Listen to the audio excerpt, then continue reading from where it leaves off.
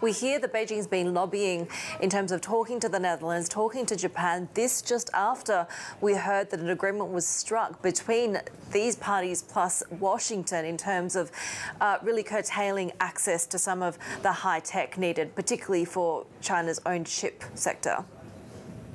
Absolutely. We've seen China's Foreign Minister Gang out in full force, speaking to his counterparts in the Netherlands and also in Japan, pushing and urging them to shore up and firm up the supply chain and to continue preserving the sort of global standards for free trade. And earlier this week, we also had this statement from the spokesperson of China's foreign ministry, again emphasizing that what the US is doing is a sort of abuse of export controls.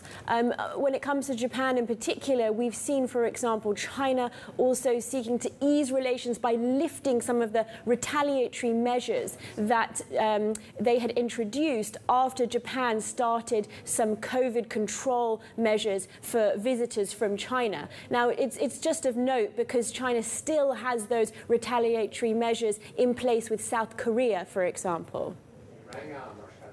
We're expecting that trip from Secretary Blinken to China next week. What's the relationship like right now?